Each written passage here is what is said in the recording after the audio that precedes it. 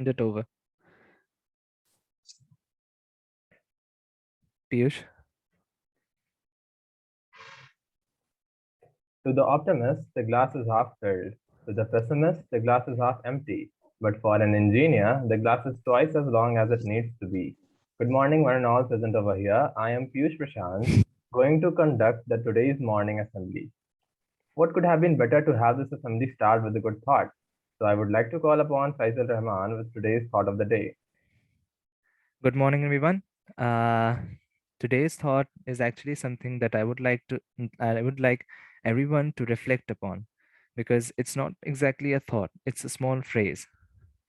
So it's by Fyodor Dostoevsky, and the thought is: a man who lies to himself and believes his own lies becomes unable to recognize the truth, either in himself or in anyone else, and he ends up losing respect for himself and for others. When he has no respect for anyone, he can no longer love, he can no longer live, and he yields to his impulses, indulges in the lowest forms of pleasure. And it all comes from lying to others and lying to yourself. Thank you. Thank you, Faz. It was indeed a nice thought. Well, I'm pretty sure you couldn't have time enough in the morning to get yourself aware of the changing world.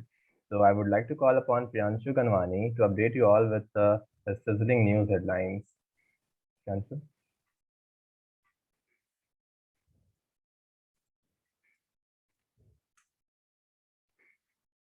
Priyanshu, you are actually mute. Good morning to all of you. Today I'm going to present you a news headline which are based on sports and business. So let's start first. Smriti Mandana wins ICC Women's Cricketer of the Year Award for 2021. Shine Shah Afridi wins ICC Men Cricketer of the Year Award for 2021. Third, India team withdrawn from AFC Women Asian Cup 2022. Third, Air India to be hand over Tata Group on January 27. And fourth, yes, ma'am. Google's to open its new offices in Pune this year and hire cloud technologies. India IT spending to grow at 5.5% in 2022. Thank you. Thank you, Priyanshu. The news was quite informative. Knowledge becomes power only when we put it into some use. So let's honor our knowledge by answering some GK question. I would like to call upon Srinivas Himandi, who is the quiz master of the today's morning assembly. Hi guys, I'm Srinivas. Good morning everyone. The instructions are very simple. Every question has a time limit of 10 seconds for answering. Make sure you unmute yourself when to answer the question. Questions will start from easy to hard. Be fast and be accurate, and I request everyone to be fair enough. So are you guys ready? Okay, let's start the quiz. It's going to start from easy. So the first question is, which is the smallest country in the world? Vatican City. Vatican City. Yeah. Okay. Please ensure to mute after answering the answer, like answering the question. So the answer is Vatican City. As compared, Goa is almost 8,400 times as big as Vatican City.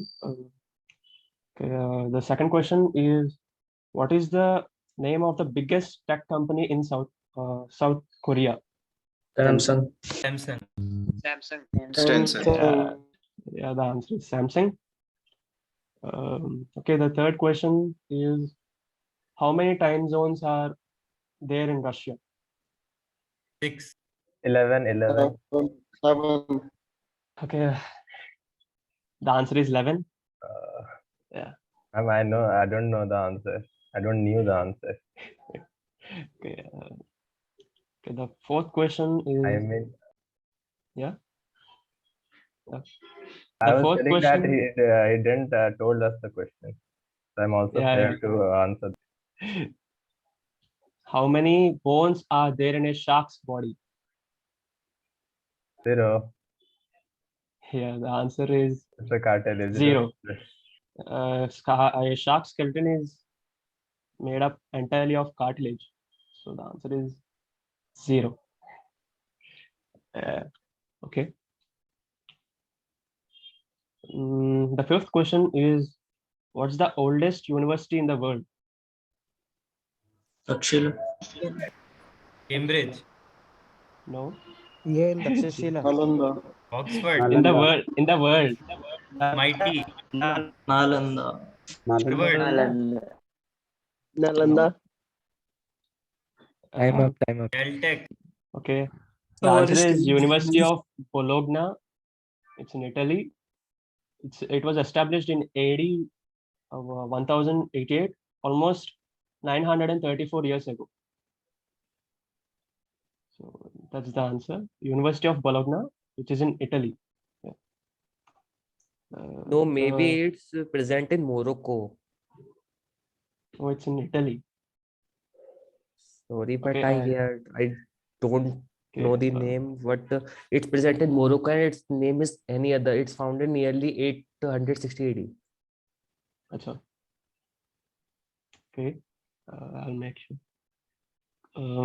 The sixth question is, where in the world is Leonardo da Vinci's Mona Lisa exhibited? Paris. Paris. Louvre Museum. Yeah, Mona the Lisa. Louvre Museum, Paris, France. Okay, this is going to be somewhat interesting for who didn't listen at least one time. So the seventh question is, with what element the Olympic gold medal is made up of? Gold, Silver, and bronze, silver. all of them. And smartphones. E-waste. No.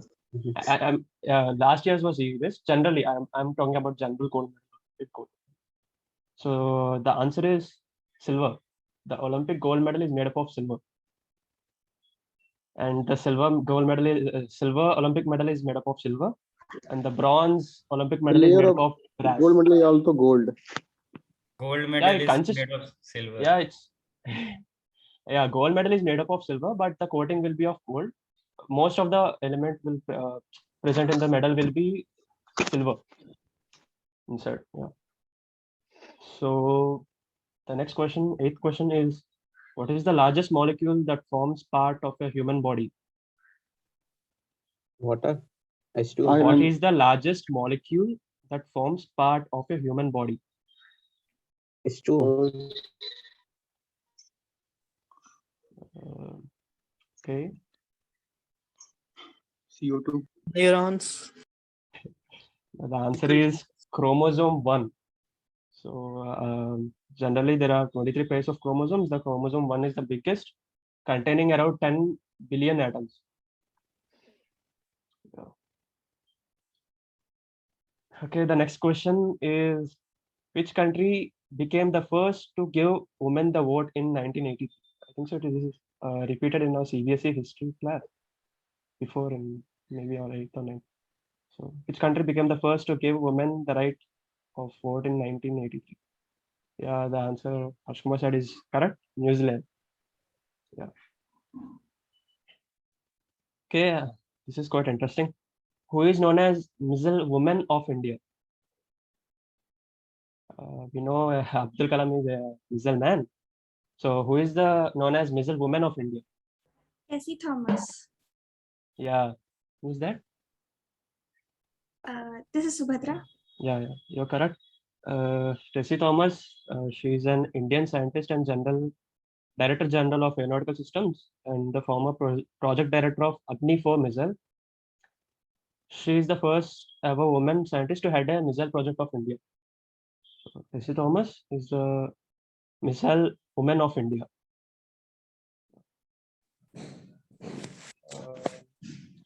Who is the world's most qualified Prime Minister? And one thing. That was fast. Yeah, the former Prime Minister of India is considered as most qualified Prime Minister, Dr. Manmohan Singh. It was a guess. Yeah, he got his master's degree in economics from Punjab University, completed his economics typos from St. John's College and University of Cambridge in 1957, and went to University of Oxford in 1960 to pursue his doctoral degree.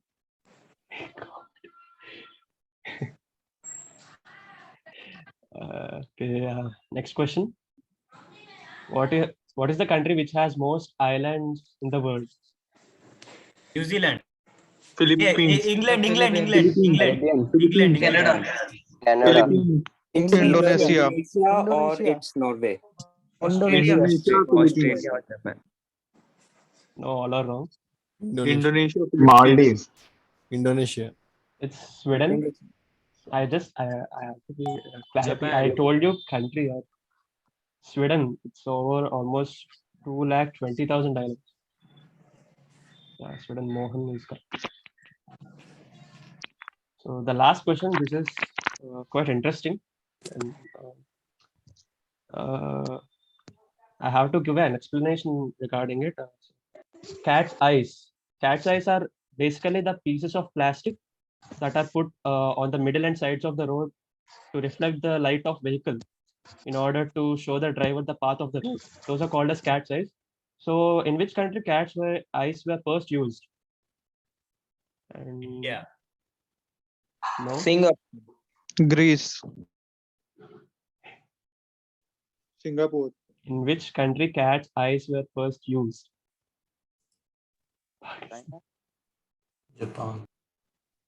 China. It's UK, United Kingdom. It was invented in 1934 by Percy Shaw. So yeah, it's over. The quiz was over. Thank you. May I ask a question? Yeah. Oh, but I don't know the answer of it. Okay, so let's skip this. Thank you, Srinivas, for such an interesting quiz. I hope you all enjoyed. Moving ahead, we have Faisal Rahman. I present you all with Faisal Rahman with a beautiful poetry that will hopefully lay upon music to your ears. So my poetry is actually a sonnet of Shakespeare. It's the sonnet 18. Shall I compare thee to a summer's day? And I know most of you find poems and Shakespeare sonnets kind of boring. Maybe you don't understand it. So here's a twist to make it a little more entertaining. I am actually going to sing the sonnet for you guys. So I hope you like it. So it's sonnet 18. Shall I compare thee to a summer's day? Shall I compare thee to a summer's day, thou art more lovely and more temperate? Reference to shake the darling birds of May, and summer's leaf had all too short a date. Sometimes too hot the eye of heaven shines, and often is his gold complexion dimmed, and every fair from France sometime declines by chance or nature's changing course untrimmed. But thy eternal summer shall not fade, nor lose possession of thy fair thou always, nor shall that proud thou wanderest in his shade, when in eternal lies and time thou growest. So long as man can breathe or eyes can see, so long as this and this gives life to thee. Whoa, so long as this and this gives life to thee. Thank you, Faz. Yeah, it was indeed melodious sonnet. Finally, to make you all familiar with the dynamic English of today's world, I would like to call upon Yuvraj Singh with his word of the day.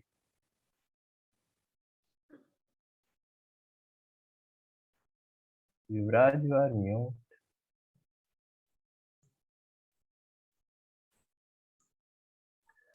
First of all, good morning to everyone. Myself, Yuvraj Chaudhary, and word of the day is intemperate. And the meaning of intemperate is having extreme conditions. Like example, the plant is able to survive in intemperate climates. That's all. Thank you, Raj, for boosting our vocabulary with your word of the day. Last but not the least, I would like to thank our English teacher, Dr. Sandesha Rayapa, for giving us a golden opportunity to conduct today's morning assembly, and everyone who listened patiently, so patiently. Thank you, everyone. Thank you, guys. All right. Thank you, everyone. This was the first assembly of this semester, and it was wonderful. It was well coordinated and everything. I would like to give you feedback regarding this, maybe after the recording stops. But I want to applaud. In fact, everybody, if you can unmute yourself, please applaud the entire team. Faiz, Piyush, Priyanshu, Yuvraj, one more person, Srinivas. Loved the quiz. I learned a lot. Thank you so much. Thank you, everyone. Well done. Okay, so Faiz, you can stop.